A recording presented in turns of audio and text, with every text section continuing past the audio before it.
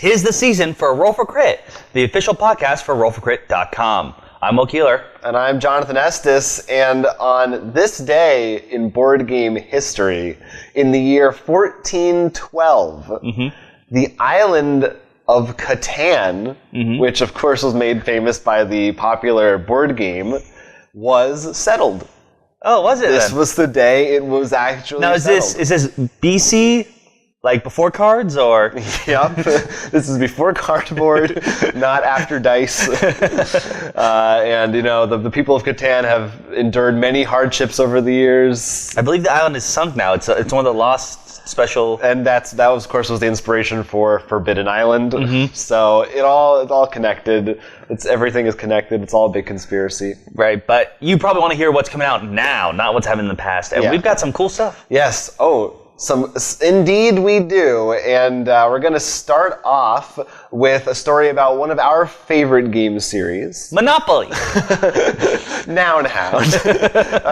No, Legendary as a couple, one very new announcement and one kind of a recap of some new stuff that I thought we'd just clump together because why not? Well, the game sort of works that way, so... It sort of does. Well, first, another new Legendary Marvel set was announced. It is Marvel Noir. Yeah, and if you can see the picture behind us, you get a shot of Daredevil and Spider-Man in his Noir getup, as well as Iron Man. If you don't know, there was multiple series of comics based on Marvel superheroes. If you don't know this, comics tend to have alternate universes. Yeah, they're and big they into usually are... Hey, what if we had the Marvel characters, but they were noir, or medieval, or insert whatever adjective you want. Or this is one of them. Yeah, this is one of them. And I mean, we both love the Spider-Man one. Yeah, we actually, at least I know, think you two, or more, were introduced actually through the video game. The video game, right. Shattered Dimensions that had that aspect. No, but we also, because he was actually probably one of my favorite out of the four to play, because it was more like a Metal Gear game. Right, all the stealth heavy. So this is pretty cool, or some might say a sign that they're really scraping the bottom of the barrel of the different Marvel properties that there are. And yet, we still have yet to see Ant-Man. Yeah, it's a real shocker on what's going on over there at Upper Deck.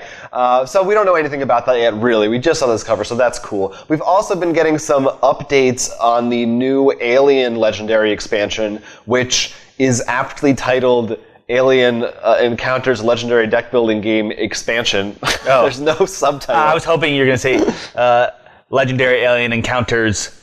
It'll come eventually. Yeah, it has been quite a long time. But they've really been pumping it up. Some of the really cool new things that they've been talking about the past few weeks. Number one, there's a new mode where somebody gets to play as the Queen Alien. So kind of like there was the Mastermind in Legendary, where someone actually got to play as that person. Right, and even though you could technically be a traitor in the last one or an alien, like the Queen's different. I mean, there's a reason why Queen's in the title. Right, you are from the start the villain. The other players actually have to defeat you once they've completed their objectives. And you get to do things like buy cards from the lineup and take them from the other players. You can attack players for damage. You can also, what I really like, is you can scan cards in the lineup yourself. They come out face down, and normally when you scan them, you flip them over. You get to just look? The Queen gets to look at them and choose if they want to flip them over or not. So they can just keep that information to themselves. I like that. Which is pretty neat. I mean, it's definitely something interesting. We need to put more games under our belt before because we haven't tried the trader mechanic yet. So before we say for certain, yeah, definitely. I mean, and just in general, Legendary's seen so many other games. Legendary's fallen off. I feel bad. I really want to play more of it, but I definitely think even more so. I don't know why than the regular Marvel Legendary. I guess I should say technically. Well, Mastermind one, like this one makes more sense to me. I don't know why. Yeah, I really don't.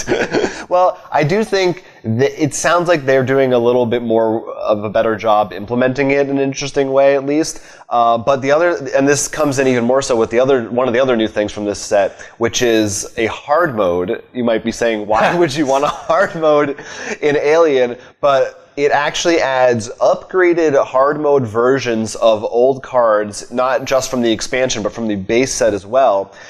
So unlike in the Marvel Legendary, where the hard modes were things like, just add more points, add more health, this actually comes with brand new cards that you splice in to really So how about we just take the hard mode cards that help you, and the easy mode in the regular cards? I don't think those exist. I don't think any of the hard mode cards help you. Oh, I thought they'd be like better versions of Ripley, or I thought you were saying No, I'm pretty sure it's just better versions of the enemy. Okay, because I was going to be like, well, let's just take the good hard mode. There's things called drones that are helpful. I'm not sure if those were in the base or not, though, I forget. I do hope they pull a lot more from, I mean, the movies are great, but pull more from also the outside universe, like the recent Alien game, which we are actually very fond of. Colonial Marines. Yes, that's the one. Alien Isolation. Yeah, like some of those drones were scary. Like those would make it good. The androids, you mean? Yeah.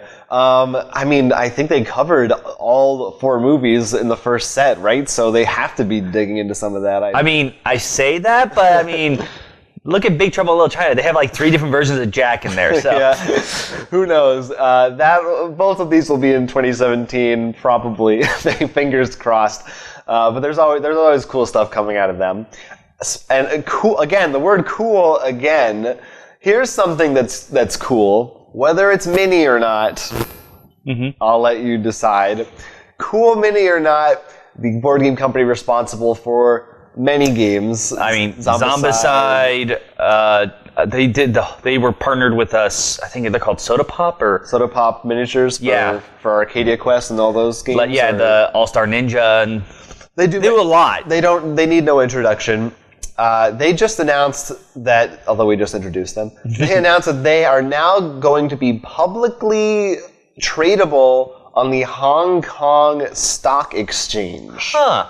Yes, and I want to read their quote as to what this means. They said, the increased capital from the public listing will allow Cool Mini or Not to grow an already amazing team, expand into new geographic markets, and acquire new titles, licenses, and properties that fit into Cool Mini or Not's growing catalog.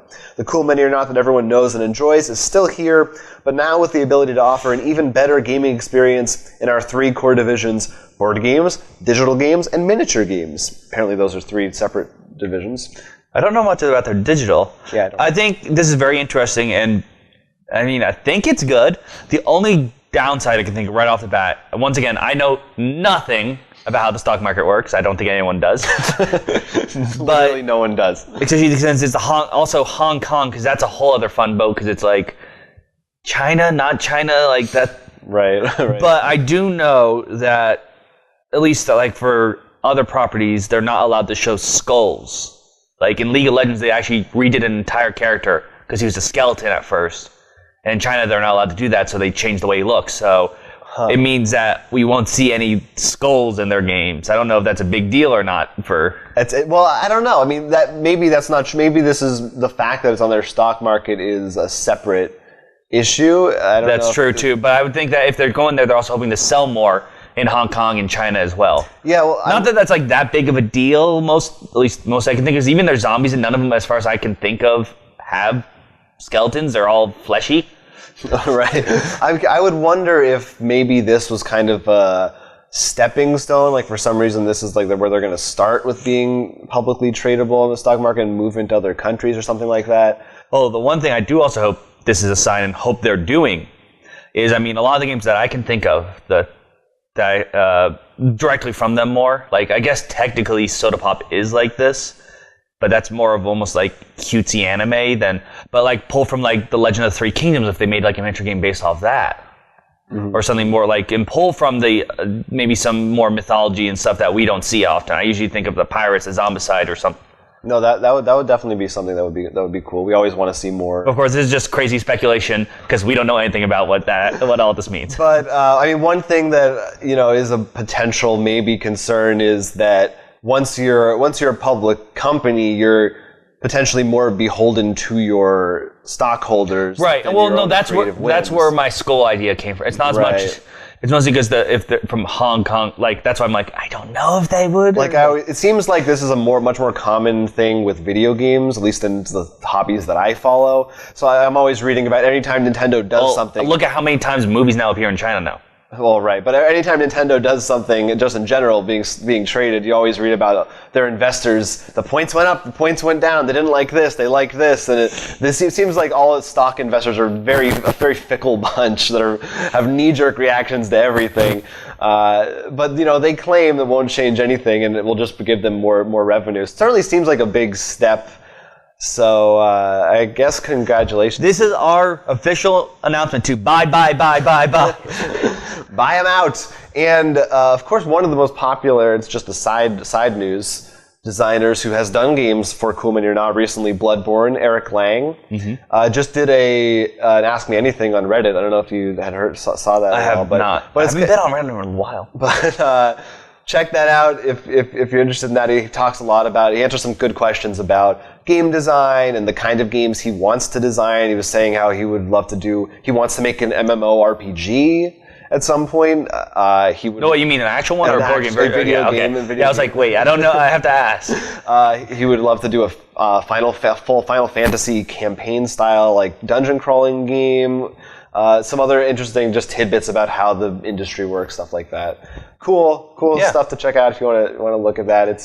Before I continue, I say this: if you actually know a bit more somehow of the stock market, especially when it comes to maybe the foreign stock market in like Hong Kong versus regular China, please comment. We'd love to hear from them. Yeah, their press release was a little vague. It didn't go into a lot of the details. Because they don't know either. Yeah, they don't know either. Nobody knows. Now, as you said in the start of the show, 'tis the season. It is officially now time for you to start doing your holiday shopping if you haven't finished it already. If you're like me, and you just start about a week before you're going to see whoever you're going to see. Whether you're celebrating Christmas or Hanukkah or any of those other lovely holidays that require gifts around the December time of year, we are here to help you out with specifically your board game themed potential gifts. And actually, well, our first note is if you have someone who doesn't like board games, you should probably disown them. Yeah, don't get them everything off this list just to spite them.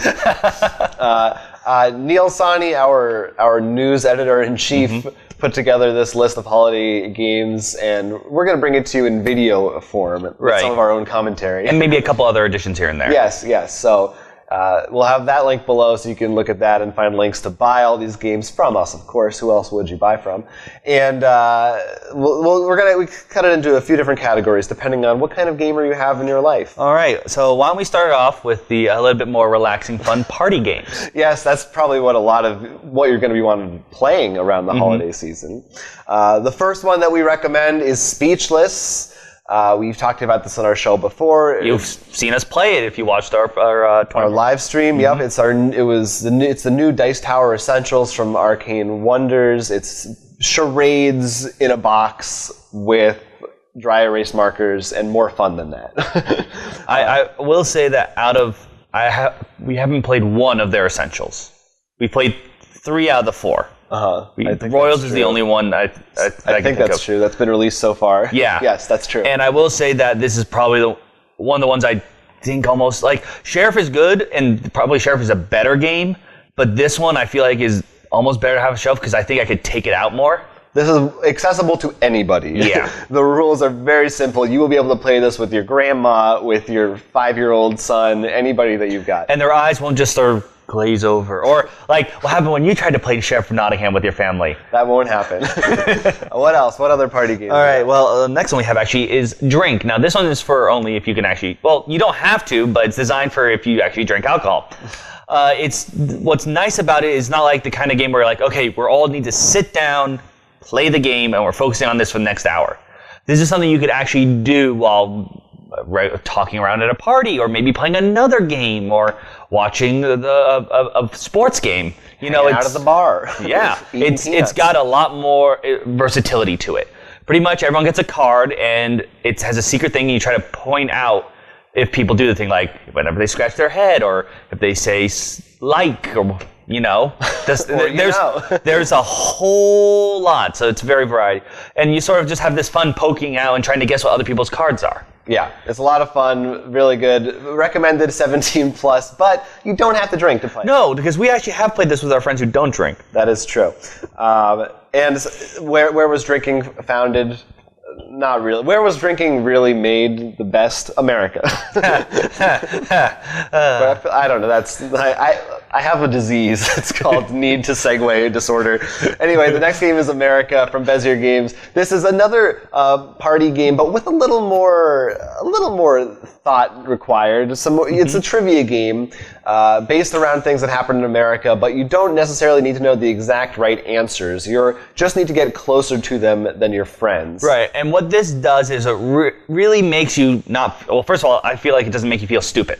Mm-hmm. Like, you're not just like, I don't know any of this. Because you could still be like, all right, well, I know this took place in a desert area, so I'm going to guess New Mexico. Like, even if it was Arizona, you're like, I was in the area. You still feel right. So it gives some strategy more than just a simple trivia game. And the way it works is you're putting cubes on a board, a map of America. There's no multiple choice. Well, I guess technically it's multiple choice. It's the map or numbers. Not the ABCD kind. Right, and it's not say your own answers or anything like that. So it's a lot of the pressure, I feel, is kind of off in that situation. We will say this. This is strictly for an All About America, but there is one that's for the entire world called Terra.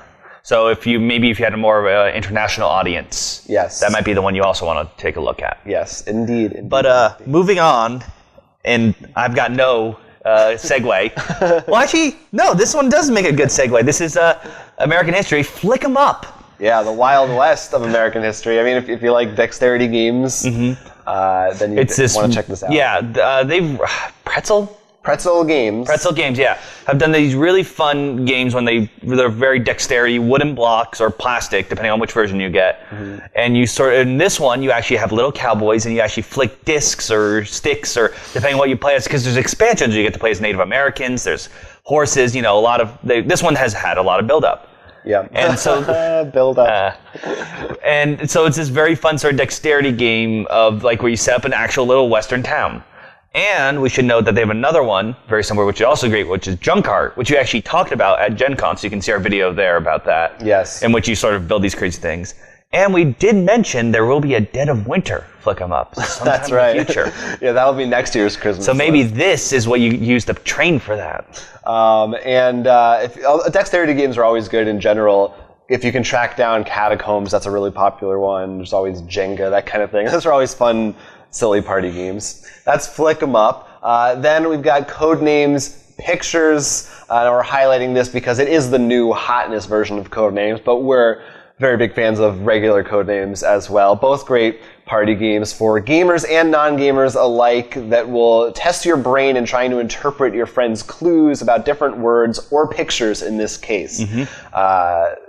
I mean, not much more need be said about that. Honestly, there's a reason why Codenames initially, I mean, this is the same thing with pictures, but it sold out so much. Like, it was really funny because we actually got to speak to the guy a while ago. One of the people who work for Check Games. It was really funny to hear him be like, we got to create like this much. There's no way we're selling. Oh, we already sold out of that? Like, just so funny how each time they're like, okay, there's no way we're selling, and it's gone. Yeah, don't miss out. Don't be one of the fools who doesn't play Codenames Pictures this holiday season. But what's our next category? We are in our next category, and this is licensed games. Now, it's pretty obvious. Usually some people you can just buy for them, not because, they'll like a mechanic or something. It could be simply like, Will likes Godzilla. I'll get him something with Godzilla. He will be happy. Yes, and there's plenty of people that are like that. It's easy to narrow. Yeah, and here are some of the newest and also probably some of our favorites. We're gonna start off with the new one. Yeah, start off with the new one. Which honestly also somewhat segues because it is a party game too. The new Family Guy game. Yeah. Stewie's Sexy Party. Yeah, I'm sure you have someone who loves Family Guy in your life. I know we do. This comes from Gale Force 9, who we haven't played anything by them that's a party game. No, but we have played their WWE game and their Firefly game. For sure. Both of which we found to be really good. Yeah, and we've seen a little Star Trek Ascendancy. I can't believe they make great games. Speaking of which, that's our next one, Star Trek Ascendancy. They make great games for real gamers, so probably for their party games follow suit. We will, just a quick thing, Star Trek Ascendancy, we should mention it. This is almost the exact opposite. If you want someone who's really heavy into board games and likes Star Trek, this is like the perfect game. There's also Star Trek Panic. Yes, there is. Which is also on our official list, which is a retheme of Castle Panic with Star Trek components that I've heard very, very good things about. This is the 4th Panic version? There's Castle, Munchkin, Zombie, and Star... Yeah. Who cares? So, check. That's another good one if you have Star Trek fans in your life. Everybody does. And 2 more licensed games that are coming up. Maybe the biggest one is the Harry Potter deck building game. Yeah, this one sold out every time at Gen Con. And you tried very hard. I tried to get it, and I didn't. That's how hard it was to get. But you can get it now. It's available fairly widely at this point. We certainly have it for sale on our store. It is a deck building game, which is a very easy mechanic to get behind, as well as then introduce into any other deck building game, because you sort of have half the strategy down. It's the perfect introduction game if you know people who love Harry Potter, but haven't played a lot of board games. It's super easy to pick up on. It is based on the movie. Based on the 7 movies. Yeah. So all the artwork comes from there, but everybody loves those movies, right? Yeah, I just want to make... because there was a Harry Potter card game that wasn't. Right. So I just wanted to... That's all in the past. But finally, we have mentioned some video games before, and it's now time for video games to be made into board games. The new Megaman board game. This actually comes with some amazing miniatures of Megaman and other characters, and all his fun bosses. Yeah, the robot masters, the robot bosses, whatever you want to call them, they're all in there. Everybody plays as a different Megaman, and you're going through fighting the bosses, trying to get all the weapons before everybody else. So these are just some of the fun games you can choose for people who like other mediums besides board games that make it easy.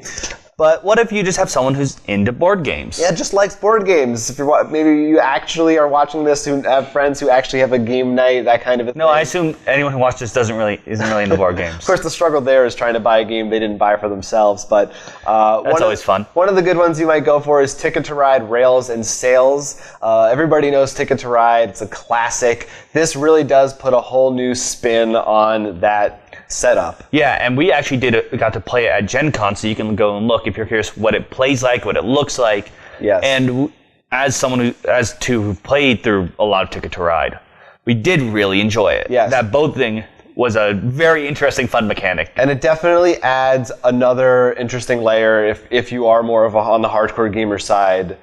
Makes it more interesting than just the kind of gateway game. Oh yeah, there's a lot more strategy like, oh, you built a port there. I remember it because you like everywhere I wanted a port you built. Like, it was amazing. That's why they call me the Portsmouth. But another good one, keeping it a little low, is King of Tokyo, and that's because they just released a new edition. It's actually behind us. Yes, that actually is the Target exclusive one, which comes with the Baby Godzilla, which, I mean, if that's your cup of tea. But if you want just the regular one, you can find that on our store. Yeah, it actually includes the Space Penguin, which before this was a rare promo, I think only given at Spiel. So for a lot of people, they were very excited to get their hands on him. Yeah. And of course, there's more rumblings in the works of new expansions for all the characters, including possibly the 2 characters who did not make it in the new edition. So if you don't know about what King of Tokyo actually is, you're fighting your monsters and you're fighting over a city. It's pretty self-explanatory. But it is a super fun dice rolling game for people of all ages, I'd say. Designed by Richard Garfield. I mean, probably not one. They might swallow die. No, they can do it. Trust me. So that's a good one. You want to get in the new hotness. We've also got more giant monsters, but this time once they're already dead. The Great Dinosaur Rush. We played this and put a video up about it. You can hear our specific thoughts, but we all really loved it.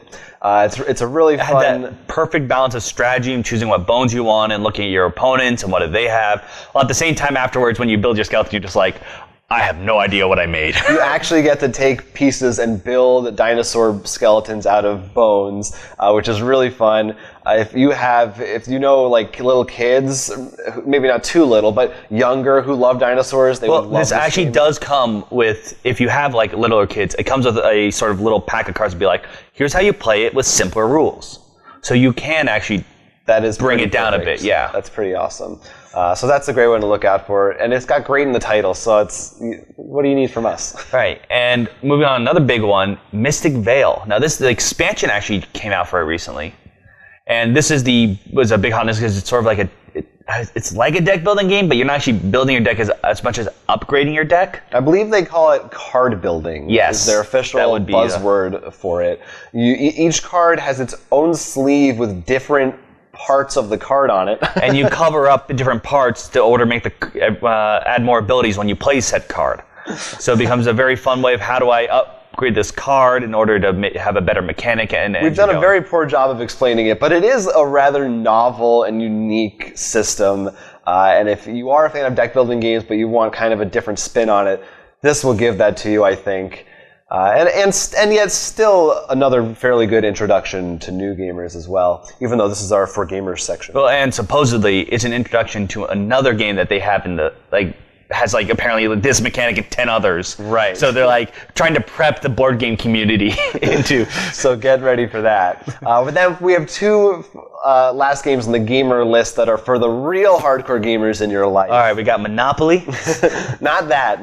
The real opposite end of the spectrum. First, Cry Havoc. This was another huge game, new game this year from Portal Games. And it's a big not miniatures. I guess technically there are miniatures in it. I never know where the distinction is. It's a war game, territory control, but if you're tired of those kinds of games, in my opinion, this is very unique. It has a really cool battle system to it. The components are gorgeous. Lots of different strategies and different factions that you get to experiment with and chew on. I'm really excited to try playing it again. I only got to play it once. And you haven't played it at all yet? No, I have not. But it's a really cool game. It's big. It's meaty, if you're into that kind of thing. And of course, Fantasy Flight would love to keep throwing out those big games, and we couldn't be this list without the new Mansions of Madness. Now, we played the old one. We haven't played the new one yet. And we really did like the old one. It's the way it works is it's more like one person is the overlord, but it's more like he's controlling the story while the rest are investigators. So this new one, though, has an app. So no longer is that one person forced to play a different game than the rest, which is really nice because then you're all working together. You're not thinking who is the overlord during this game, who's in the next one. The app also takes care of a lot of those little management things like setting up the map tiles and getting puzzles ready, telling you what enemies are doing, where they go. Really streamlines a lot of the process. And this is a great game to get for someone you really like because it's expensive. Right, but unlike that, it's one of those games that they're actually going to be releasing little story chapter packs. So let's say you finished all the stories in this, you can buy another one. So it's one of those ones that sort of is going to almost get updates for itself, which is really nice. And finally, we couldn't go without mentioning another good one for the whole family, the brand new Pokemon XY Evolutions set. Yeah, of course, we want to get a little bit of that Pokemon Go craze. It's still around. It's still going. Kind of. And, of course, they also know nostalgia is a big thing right now. So they actually took the original Pokemon cards from their first set and updated them to today's power curve standards in the game. So this would be great maybe for your younger kids who just want to get into it, or maybe if you knew someone who used to play and be like, yeah, he liked that card, I'll buy him this and he'll be excited to play. No, yeah, this is a perfect set for people, you millennials who grew up with the Pokemon. I know for both of us, we were very excited to see Fat Pikachu back. Fat Pikachu, a weird 3D art Diglett that looks terrible. But the neon Gyarados. Yeah, they're all updated, and it's pretty cool to see those old Pokemon back in some form. I mean, they've been around anyway, but you know what I mean. But overall, this entire list is just some items we took out. There's still so much more. I mean, check out our site. We have plenty of there. Awesome new stuff coming in constantly. We should actually be getting some really cool new stuff from Fantasy Flight, including the Star Wars Destiny game. We didn't bring that up because, as of this recording, it's not up on our site. But that is a cool new Dice Masters, but Star Wars. So keep your eyes out. Keep your eyes out for that. Yeah, that'll definitely be a big one. It goes without saying. People like Star Wars, especially in time for any Star Wars game because of Rogue One coming out in December. Yes, you can see this full holiday list in link and text form in our description below if you want to go back to it. Hopefully it helps you out. And if you have any suggestions, recommendations, ideas for what you might be getting for people. Any questions you want us, if you have I have a friend who likes this and this, we'll answer them. We'd be happy to give you our expert opinion tailored to suit your needs. Just leave a comment on this video below. Now, that's out of the way, you played a couple of games this weekend that you wanted to mention. Yeah, my brother and his roommate came over to actually shoot some arrows, and then it became dark, so it was a little hard to do that. But decided to hang out, and we actually got to play. A perfectly normal thing that lots of people do. Well, I live in the middle of nowhere, so... Start us off with Space Dandy. Yeah, so we actually played this second, and it was mostly because I was like, I want to play a new game, and it was the only one I knew, like, somewhat about the teaching time after the first one. Mm-hmm. I was a little sad Neil wasn't there, because Neil's the one that actually introduced me to Space Dandy. Mm. So this is a deck building game. That's one of the reasons I'm like, I already know that. But it's based on the TV show, Space Dandy. Oh, that's why it's called that. Okay. And the way the game works, I mean, just like your regular deck building game, but when you play cards, there's certain cards you can either play as actions, or your crewmates you can play in front of you. And everyone has a Space Dandy card. It's sort of like your captain. And you're trying to protect him, because if you lose him, you lose cards from your victory pile. Because the whole point in the show is he's trying to capture... It's like... I mean, Han Solo, Cowboy Bebop, it's that bounty hunter sort of guy who's just going from place to job kind of deal. And his is trying to find new species of aliens. So everybody is their own Space Dandy? Yes. So there's no thematic... Well, in terms of that, no. Okay. But like the cards, on the other hand, they do. First of all, your discard pile is face down. So when you buy things, they go in there face down, so you can't look through it, which is important because one of the cards is actually called, Is That Your Final Dandy?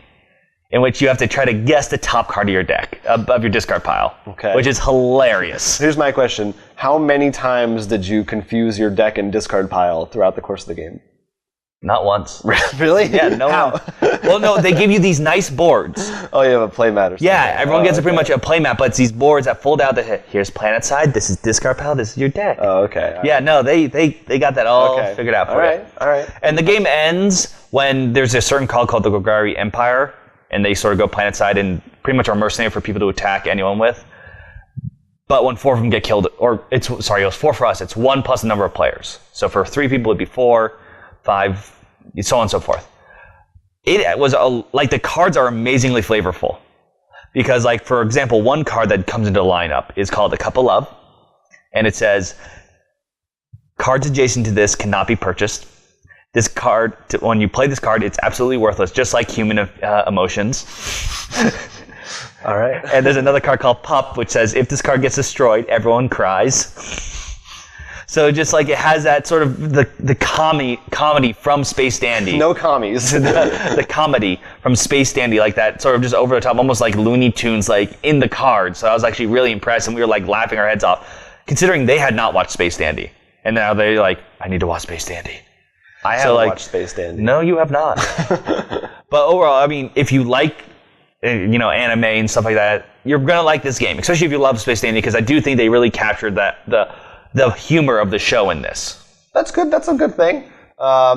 Keeping in theme with the origin of that. Yes. Of that I program. chose this because my brother actually knows Japanese. Japanese, the game. Yes. And it's actually supposed to help you learn Japanese. It's all about the grammar of Japanese. You draw cards and try to make sentences. And it's definitely helpful to have someone who knows the Japanese there, because the language is very confusing. Now, is this something you could play having zero knowledge of the Japanese language? Hypothetically, but I almost needed Matt there. Remember, I'm a very low bar in terms of learning languages. I am the worst. I was about to say something very bad at learning languages. That's okay. Matt knows this stuff, so we could be like, I made this. He'd be like, no, that's the wrong particle. Okay. But it became very funny because really it's to make grammatically correct sentences, not make sentences. So, for example, Mark had a sentence because you could we made it so you can add on because it's sort of like you could technically make sentences. This is a cat, then you can make this is the green cat. This is the green cat that jumps over, so on and so forth. Mm-hmm. But his was like, the Chopsticks Pond's girlfriend goes sniffs food at the station. It was something like that. It was this crazy sentence. It's it's correct. All right, that's good. But it was a lot of fun once we got into it. I actually know a little bit now. I know about the particles, so if I saw basic Japanese participles. No, like they're called particles. They are? It's something special. It's like you have different these sort of little words almost in between that sort of. Is this like a game object. thing or a Japanese? No, thing? Japanese thing. Oh, all right. No, this is sorry, but no, that's also fun. It's just like, how do I make this then? But it was like I learned a little bit, but it was very fun also watching Matt scratch his head because he's like, there's formal Japanese and there's informal Japanese and there's super formal Japanese, and he's just like, that's where you wear a bow tie when you're speaking. Yes, and it's just, but it was definitely very interesting, a lot of fun, and I actually learned something. So the game did its job. That's pretty cool. Am I imagining things, or did they have versions of this game for different languages, or they thought about doing that? They thought about doing it for, I think, like to make a German to Japanese, not German the game stuff. At least it's been a while since I read it. I will say that also there's a core deck, but there's also small ones like traveling, business, anime, kaiju. We only use traveling and food because I wanted to make actually somewhat sense. I don't think we should just jump straight into giant monsters just yet. Not yet. But like overall, it was very interesting, especially considering I know nothing about the language outside of all the words are used to mock people who try to speak the language. Like, it was very fun to play the card. It's actually, I think, pronounced des, but a lot of people mispronounce it as desu for Matt, and he's just like, if my Japanese teacher saw that, she would be so angry at you right now. I know, so let's see. I know baka, senpai, san. All right, you can go to Japan. You'll be perfect there. I'm ready to go. I'm booking my trip tomorrow. So those sound like fun. Now, before we go, we have some viewer comments, almost all of which have to do with our Conan video we did last week. But before that, there was one unrelated. We also did our playback for Star Wars Risk, which was a lot of fun. Check that out if you have not seen it. And Kabuki Kid had a great comment about the Black Series edition. It says, I snagged the Black Edition last year when it was on sale. I also am insane, so I got the Micro Machines pack that has a little Luke and Vader figure to replace the cardboard tokens for their tracks. It also came with a larger Millennium Falcon, which is an option if I don't feel like using the gold one that came with the game. Why is it painted like that anyway? Good point. I have no idea why it's I actually thought about that, and I think it's solely because the Death Star and Excalibur Executor are silver, so it's really meant to be like, TIE Fighters are gray, those are silver, this is gold. Like, that makes sense. That's a good explanation, even though it's strange. But I like that he went the extra mile to upgrade the game from outside components. I'm gonna be honest with you. I pretty much do that for all my games. I'm just as insane as you are. Wait, what games have you done? But I mean, like, I get every expansion or like. But have you ever bought a non-game item to upgrade a game? Technically, I got the Tokaido Special Edition. Oh, Tokaido, which came with figures. This is not at all what I'm talking about. He's saying he bought a Micro Machines. He bought literal just toys. Yeah. Okay. Non-board game I thought it was from a company called Micro. No. That's why I was like, oh. He went outside of the board game industry and just bought toys to use in the game. I was thinking of doing that with something. I can't remember. And everything like might be better if I just bought like used things. I mean, I've definitely we almost pretty much do that for our Sherlock Holmes and Mythos games. That's true, kind of. We use different markers for that. I mean, it's still in board games, but with the Arkham games, we use the figures from different games for those. But I'd love to, if anyone else has ever done anything also equally insane like that to augment their board games, please let us know. Now, this flood of comments, last week we discussed Conan and this blog post that was written about its potentially problematic aspects. Lots of good discussion, lots of terrible discussion. A lot of it was from Board Game Geek. So if you're on YouTube and you haven't checked that out, you can read the discussion there. Some very interesting points. I will say, just right off the bat, if anybody that uses the term SJW in their comment, I just ignore that completely. Not taking that comment seriously. So that's not gonna get read. But there were some. So I'm gonna quickly kind of try to sum up a handful of them. Yeah, there's so many, but and then we can respond. Let's see. Rico Cordova likes the comment of vote with your dollar. which is, that says a lot. It says that, most importantly, he says, I think you should be aware of the people around you before you choose to play a game like this in a public setting. Don't make things uncomfortable for others. That certainly, I think, goes without saying, or it should, whether or not you... So, are you saying I shouldn't play the Codenames After Dark in the public Starbucks? Yes, I am. Not Cards Against Humanity. A little late for that. As a general rule, don't play a game with others if you think it'll make them uncomfortable. Miklos Fitch says, as an African-American board gamer, it's hard dealing with the hobby stumbling and failing sometimes on the road to inclusion. My wife and I hate being the exception to the rule in this hobby, so we are mindful of the games we buy. There are no Lovecraft games in our collection due to his extreme racism, and we won't buy Conan. That's voting with your dollar. Again, going to go through some more. I'm not going to respond to all these. Jared Beiswanger, says, generally speaking, if you have an immoral source material, even if you take out all the immoral stuff, you're still supporting an immoral source material with dollars, clicks, media coverage, etc. It's really just a question of what do you consider immoral and how much will you rationalize it after considering it immoral. Food for thought. Matthew Toole liked our comparison to Marvel Comics in the sense that it is well within the tradition of comic book characters to change with the times, as we said, we've seen a lot lately. Whereas with the Conan source material, a good deal of the charm for its fans has to do with its place in early 20th century pop culture. I mean, that's definitely, I'd almost say that's the same with Lovecraft almost. A lot of it is because it's from that time period too.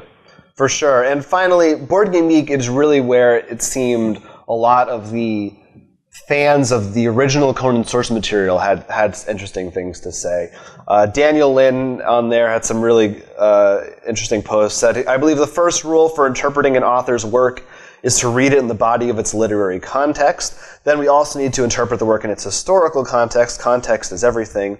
And he goes on. And a couple people also pointed out the fact that the author of that piece was somewhat mistaken that there is a female character that is not a support, that actually commands her own troops in the games. That's not a Kickstarter exclusive?